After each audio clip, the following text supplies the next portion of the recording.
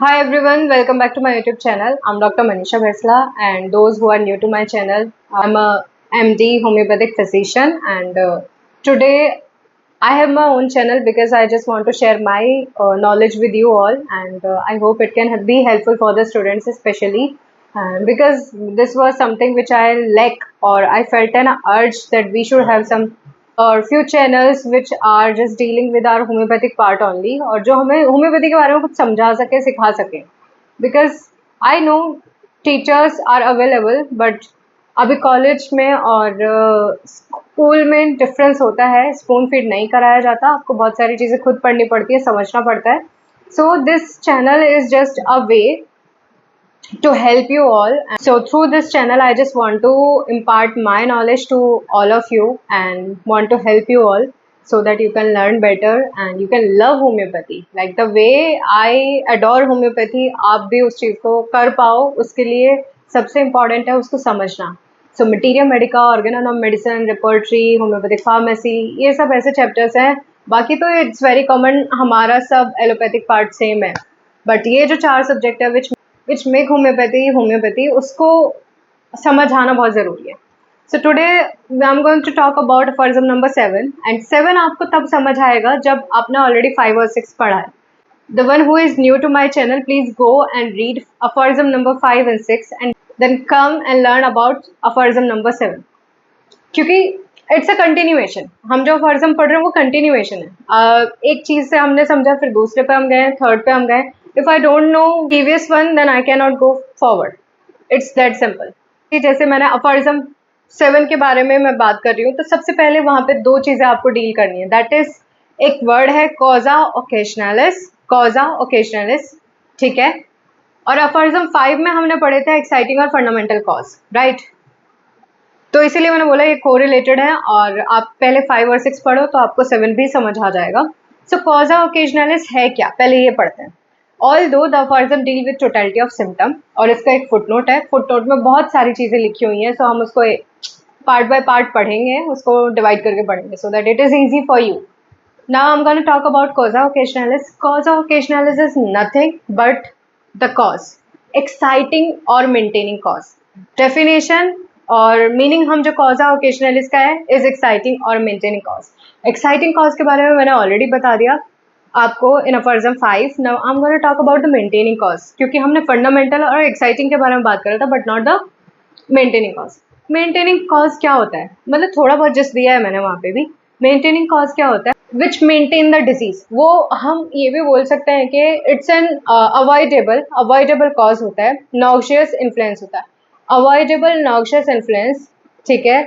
Avoid करने, अगर आपने अवॉइड कर दिया तो definitely your health will improve, but अगर नहीं किया तो it will worse your condition, and जो हमारा एक्यूट डिजीज था उसको क्रॉनिक की तरफ लेकर जाएगी. So it will pretend like pseudo chronic disease, जो मैंने बोला था. सूडो इज फॉल्स, क्रॉनिक होता है जिसको काफ़ी लंबा टाइम हो गया, and disease, right. So maintaining cause निकालना बहुत ज़रूरी होता है. अब मेंटेनिंग में एक चीज़ बताती हूँ, लाइक फॉर एग्जाम्पल लेते हैं मेल न्यूट्रिशन का. If someone is not having their balanced diet from a long time, ठीक है, तो उसको प्रोटीन एनर्जी मेल न्यूट्रिशन होगा ही होगा, उसके सिम्टम्स भी आएंगे, सब चीज़ें आएंगी. बट उसमें है क्या कि उसको फूड और बैलेंस डाइट नहीं है, इसीलिए उसको ये सिम्टम्स आ रहे हैं. जिस दिन से आपने उसका डाइट प्लान ठीक कर दिया है, उसने खाना ठीक से खाना शुरू कर दिया है, तो वो सिम्टम्स हमारे सबसाइड हो जाएंगे.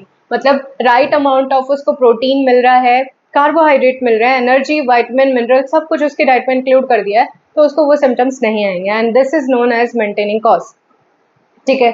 फॉर एग्जाम्पल कोई बहुत टाइम से बाहर नहीं निकला है, live in a shady place, और जहाँ धूप तक नहीं जा रही है, ठीक है, तो उस पर्सन का ऑरा कैसा होगा, वो बीमार फील करेगा ही करेगा. बिकॉज अगर सन है, मून है, मतलब even if a single thing is existing on this earth, तो उसका भी एक मीनिंग है.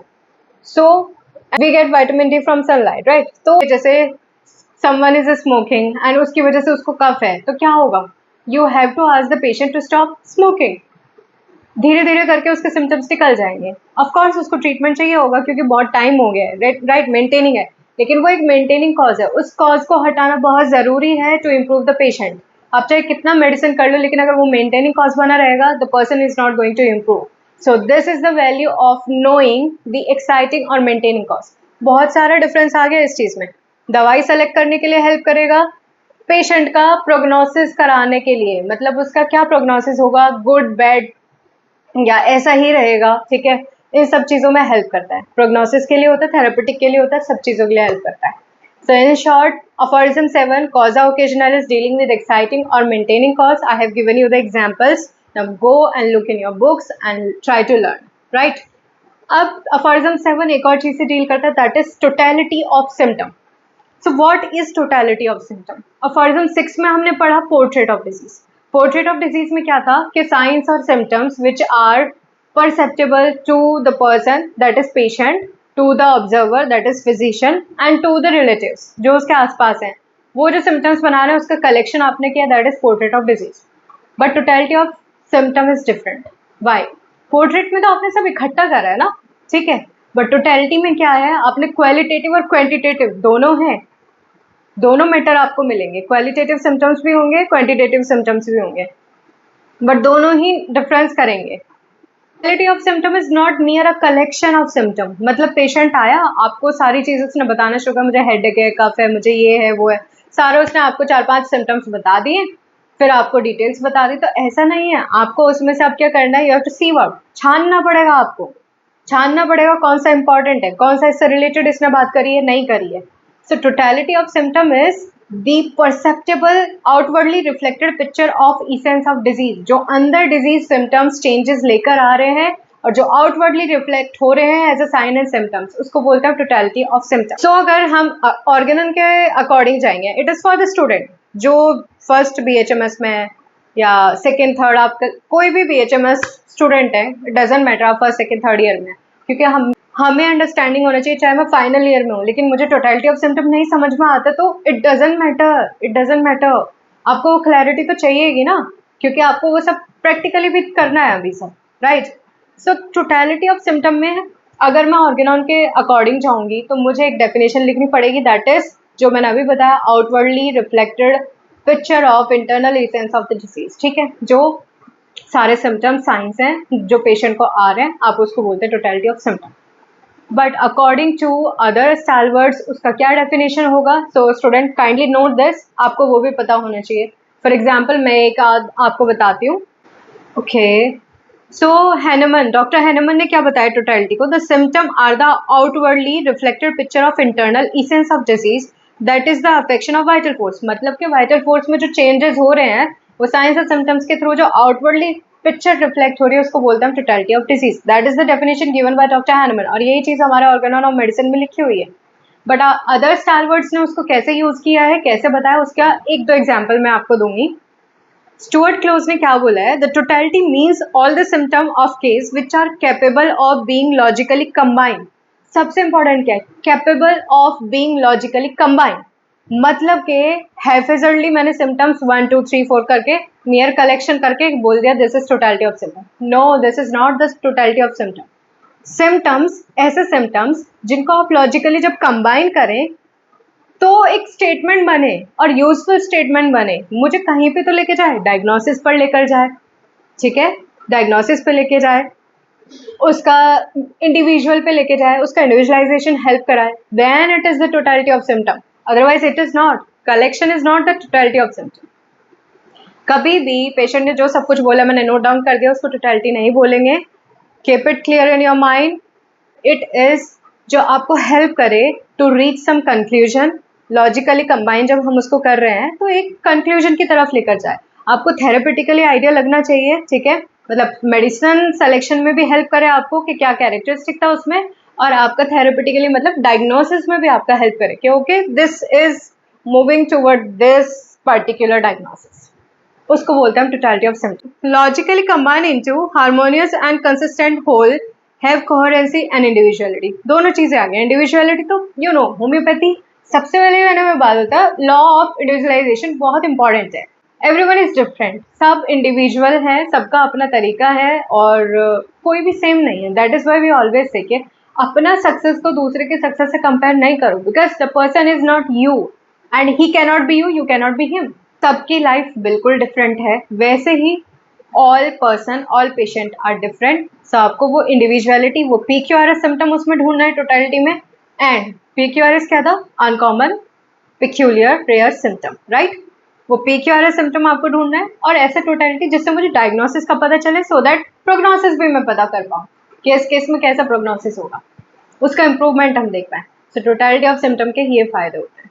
सो टोटलिटी में जैसे मैंने क्वालिटेटिव और क्वांटिटेटिव की बात करी थी, क्वालिटेटिव सिम्टम्स आपको जो अनकॉमन रेयर पेक्यूलियर हुए वो हमेशा आपको होम्योपैथिक प्रिस्क्राइबिंग की तरफ लेकर जाएगा।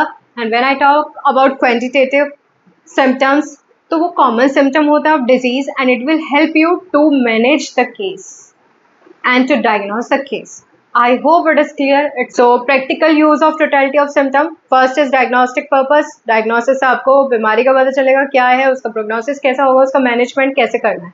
सेकेंड है आपका थेरेपेटिक पर्पस, दैट इज वो आपका डिफाइन करेगा आपका प्रिस्क्राइबिंग कैसी होनी चाहिए, इस पे इस पेशेंट पे मेरे को क्या दवाई देना है, ठीक है। तीसरा ये माइजमेटिक डायग्नोसिस में भी हेल्प करता है। क्रॉनिक केस कोई चला आ रहा है तो हम समझ सकते हैं उसमें मेनली सिम्टम, अगर आप पूरा एनालाइज करेंगे उसको केस को, तो आपको समझ आएगा इसमें माइजमेटिक बैकग्राउंड क्या है, सिफिलिटिक है, सोरिक है, साइकोटिक है, या कॉम्बिनेशन है, दोनों का तीनों का कॉम्बिनेशन है। तो आप उस तरीके से आप उसको मेडिकेशन पे शुरू कर सकते हैं कि आपको एंटी सिफिलिटिक देनी है, एंटी साइकोटिक देनी है, एंटी सोरिक देनी है, किस तरह का मेडिसिन देना है। So diagnostic, therapeutic, miasmatic.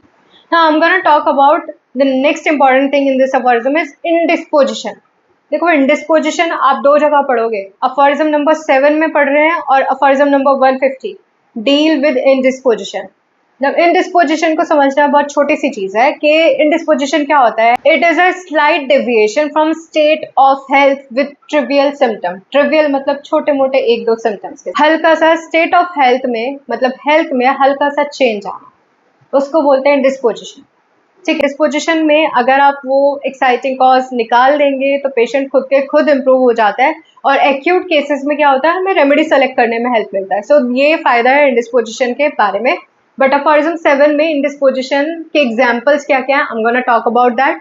सो पहले एग्जाम्पल इंडिस्पोजिशन का हम लेते हैं, मतलब the slightest change in your health manifesting with trivial symptoms, right. So क्या क्या हो सकता है उसमें एग्जाम्पल, जो हमारा फुट नोट है उसमें एग्जाम्पल लिखा हुआ है, let us talk about that first. है जैसे कि it in a suspected case of syncope and hysterical suffering the physician has to remove the strong smelling flower from the room.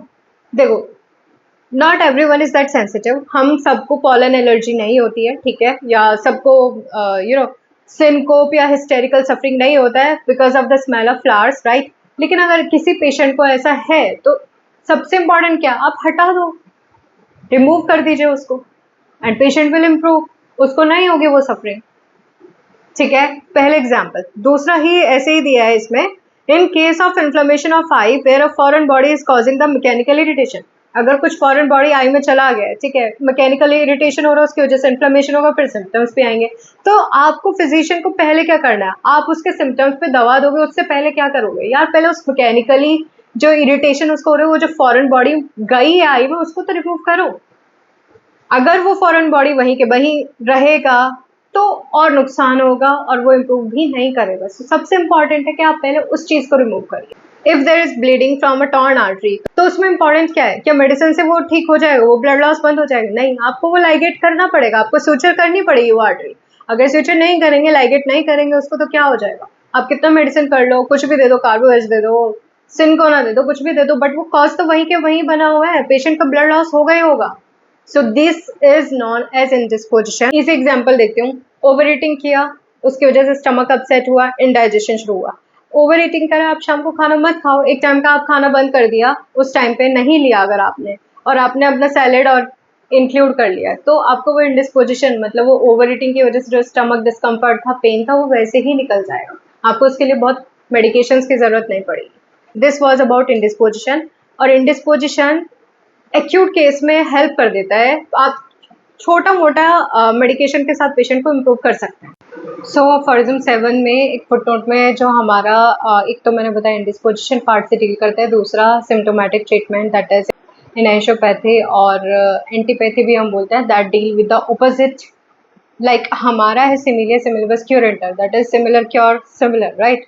Late like be treated by like होता है, but यहाँ पे क्या opposite cure opposite, जहाँ पे क्या है एक सिम्टम को इम्पोर्टेंस दिया गया है एंड जो मोस्ट इंपॉर्टेंट सिम्टम है स्ट्रांगली पेशेंट का लेकर आ रहा है पेशेंट, उसको ट्रीट किया जाता है and in a palliative manner और ऑपोजिट मैनर में उसको ट्रीट किया जाता है. लाइक पेन है तो आपने पेन किलर उसको दे दिया है, सो डेफिनेटली फॉर इंस्टेंस उसको एकदम रिलीफ आएगा, बट आफ्टर दैट उसका कंडीशन वर्स हो जाएगा until unless we work out to the root cause of the disease. ठीक है, अगर वहाँ तक आप नहीं गए तो डेफिनेटली ये वर्स होता जाएगा. इनिशियली डेफिनेटली पेशेंट को लगेगा कि यार आई एम गेटिंग रिलीफ, अच्छा ट्रीटमेंट है, ये भी है, राइट.